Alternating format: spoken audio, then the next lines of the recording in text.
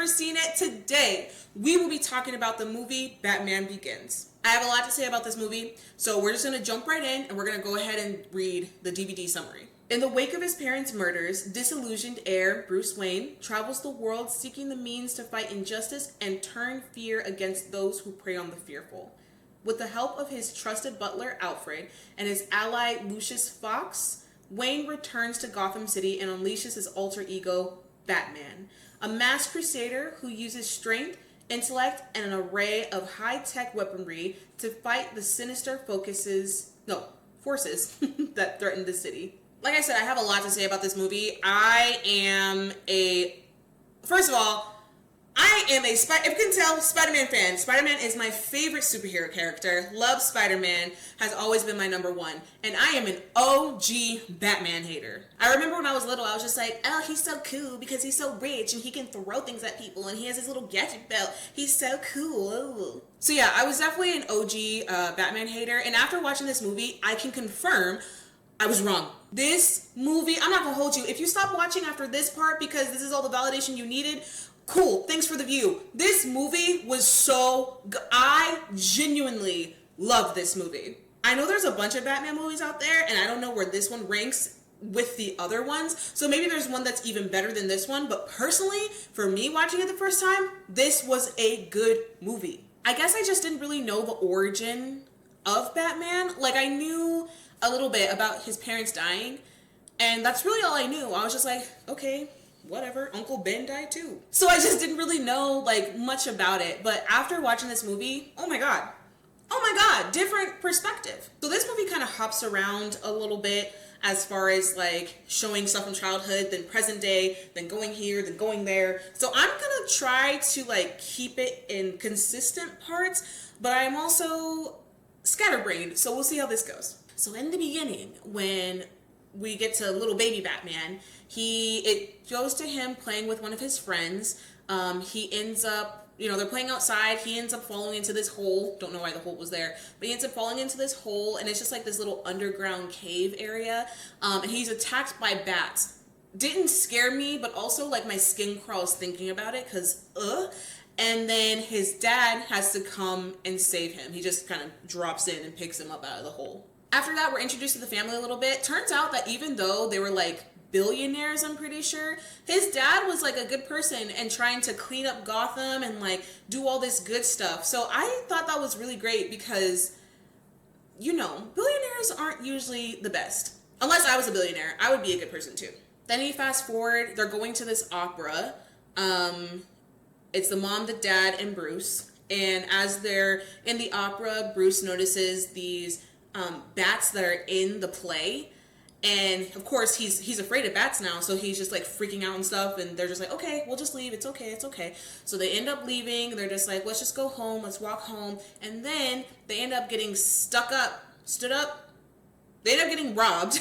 They end up getting robbed, and the robber like freaks out, shoots the dad, shoots the mom, all in front of Bruce. Right then and there, I was just like, oh my god, I had no idea that he watched his parents die. I had no idea. That is awful. So right there, I was just like, okay, my perspective on Batman is changing a little bit because, damn. And it's also so sad because he was just like a little boy and he was blaming himself for it. Like, oh, we should have just stayed at the opera. Like, it was my fault that we left and it got set up, And it's just like, it's sad. It's so sad. And then he grows up, goes off to college.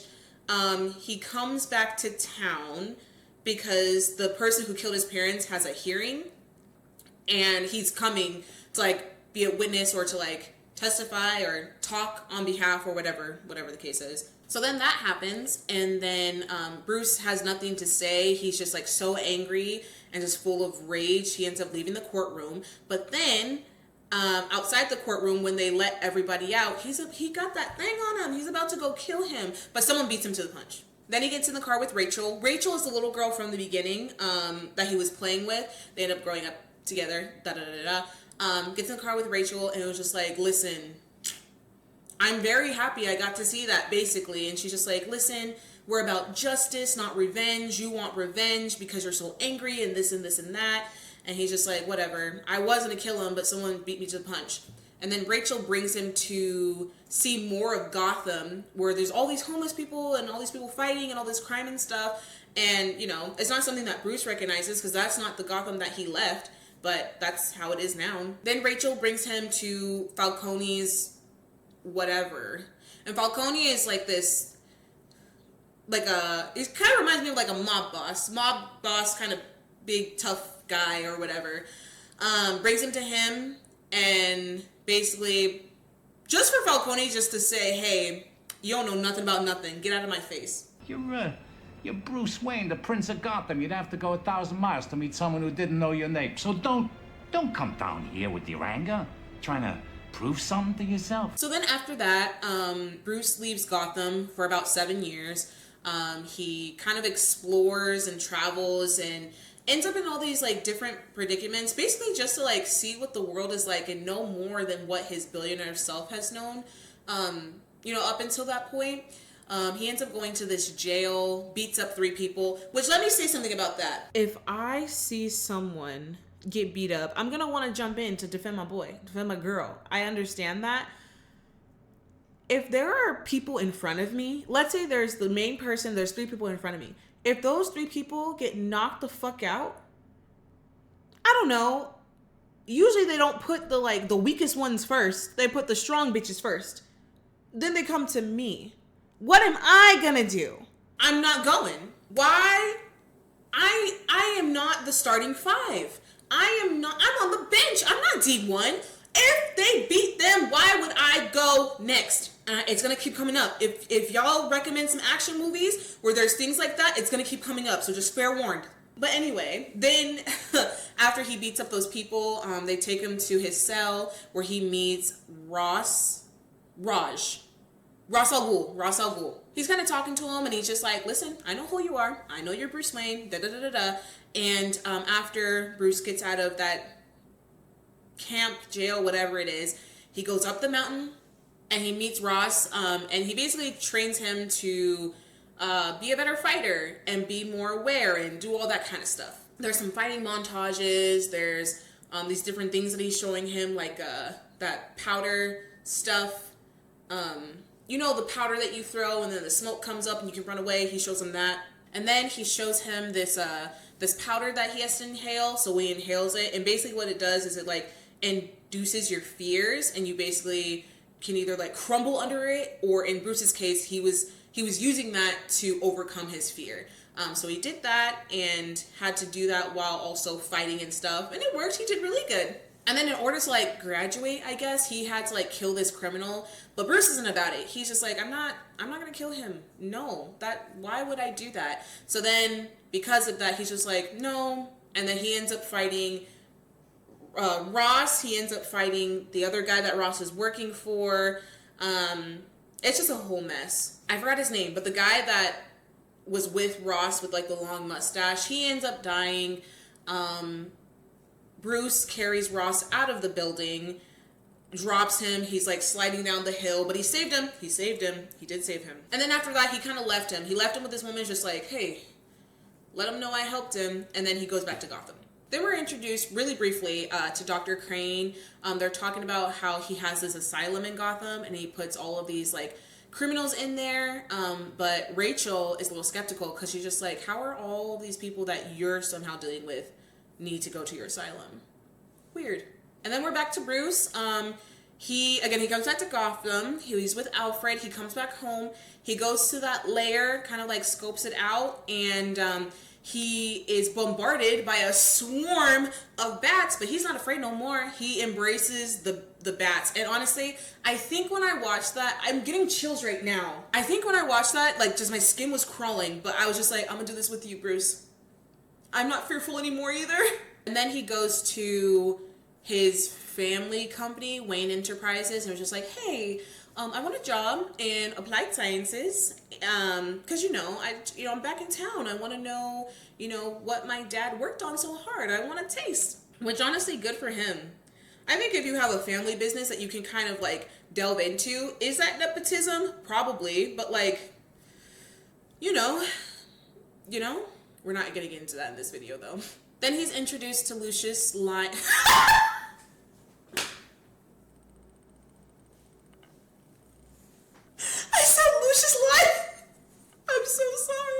My commotion brought the girls in, so if you hear any tip-tap-taps, it's the girls. They came in here.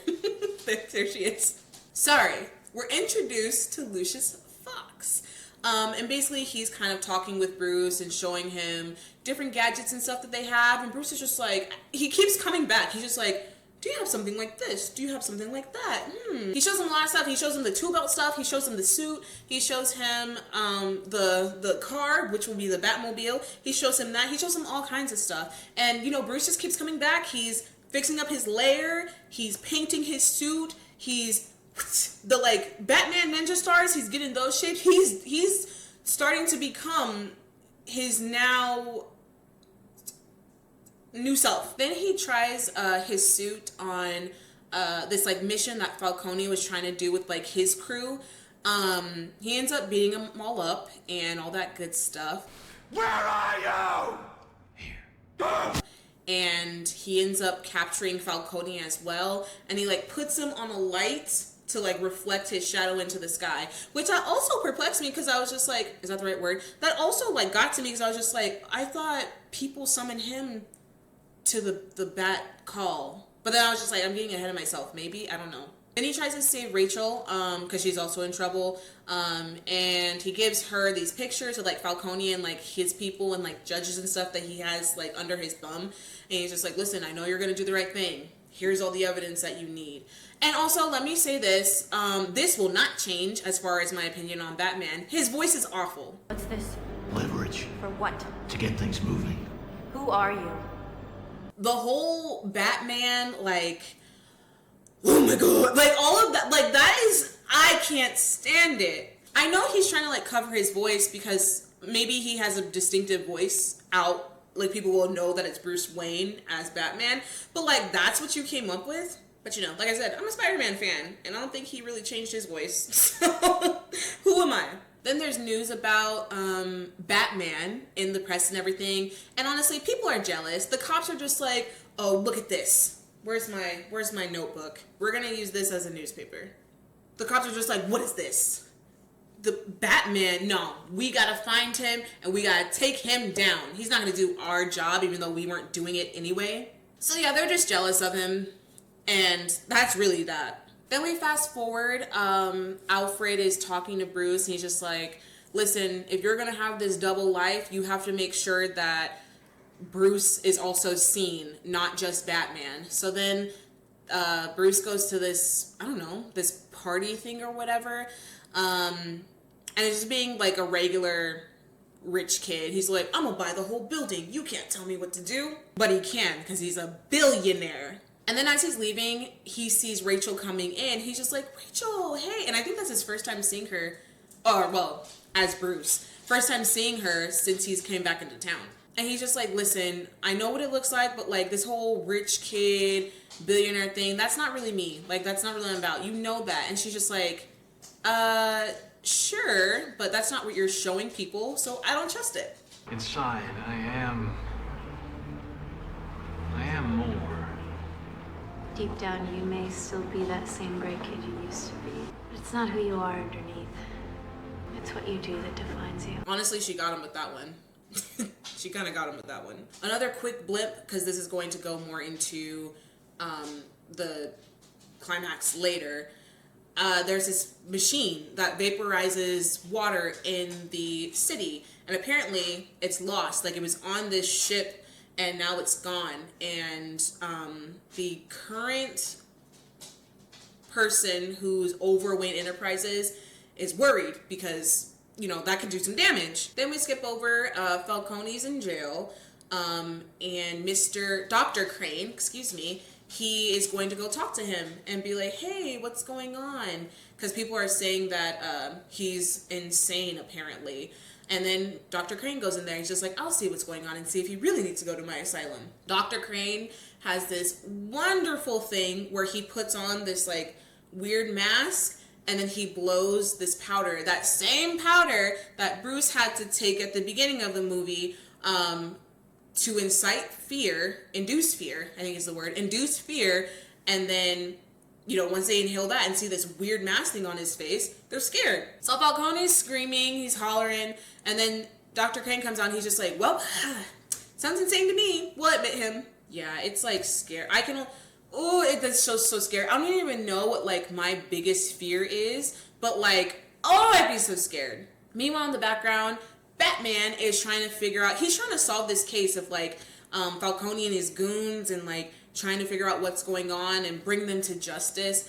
And he actually comes crossed with Dr. Crane, and he does that same thing to Batman and then sets him on fire. Rude. It's just like a whole jumble of mess. I'm sorry if this seems like it's skipping, but it's like a jumble of mess. Then Rachel confronts Dr. Crane, and she's just like, isn't it crazy that the last 3 people you've seen are now clinically insane? Isn't it crazy how someone who's never had a sign of mental illness or anything like that is now going to be admitted into an asylum? And he's just like, okay, let me show you something. And he takes her down to his lair where they're making all of the powder and drug stuff that he uses, and they're putting it in the water. It's too late.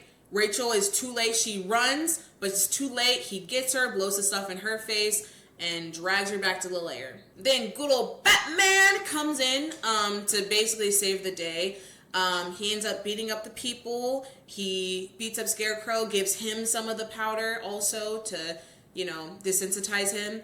And he's just like, who do you work for? Who's your boss? And he tells him, Ra's al Ghul. But he's just like, he's dead. You're lying. And there's a whole montage where they're getting Rachel out of there. He takes her in the Batmobile trying to drive away.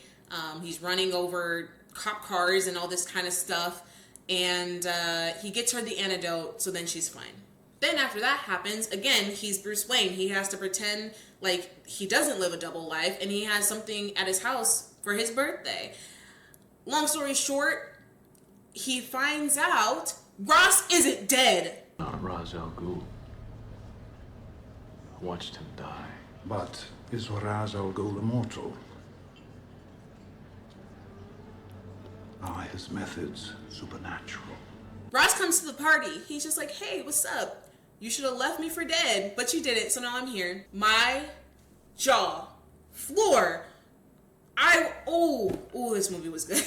Then Bruce tells everyone to get out because he knows what's about to happen. There's a small fight between Bruce and Raj, but then a pillar ends up like falling on Bruce, so then he's just kind of left there for dead. He gets the pillar off of him. What is the point of all those push-ups if you can't even lift a bloody log? He's leaving the house with Alfred and then getting suited up in his lair to go and save the day, basically. The vaporizer that I talked about earlier is initiated, and all that powder is spread across Gotham. Not all of Gotham, but like a section of Gotham. So now people are going kind of crazy because they're inhaling this stuff, and again, it induces fear. So they're just seeing all these different things, and it's madness going crazy. Batman is just like, listen, this isn't over. Ross is trying to get to the main water hub at Wayne something, and trying to get it in there. And if he does, this city is done for. Long story short, Ross uses the train. Batman gets on the train. They're fighting, doing all that kind of stuff. And then he ends up stopping him and leaving Ross for dead this time. This time he's dead. At least I hope. If you finally learn to do what is necessary, I won't kill you, but I don't have to save you. So that kind of solves that. The town is saved. You don't have to worry about that anymore. I didn't mention this. Rachel ended up killing Dr. Crane with his Scarecrow mask. Thank God, that was scary. And yeah, Gotham is now better as far as that goes. At the end of the movie, Bruce becomes the owner of Wayne Enterprises, which he should. That's literally his family's sake, but okay.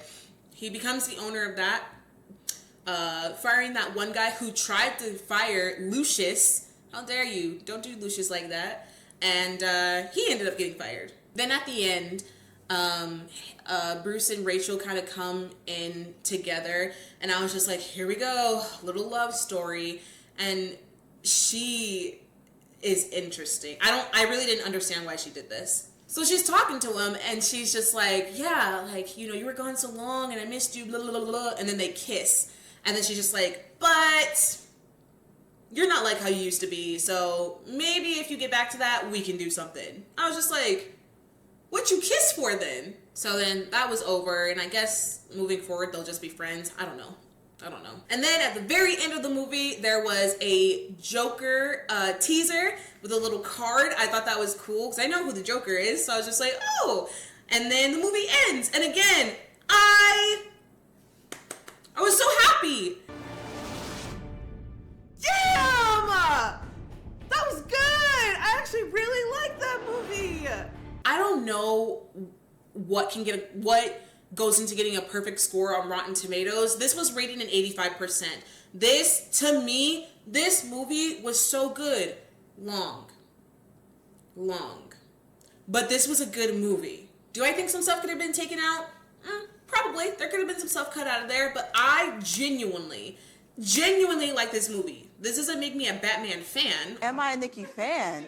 Or make me denounce Spider-Man and go to Batman, but genuinely like this movie and like the character of Batman. Like, I loved it. I'm not a big DC comic fan.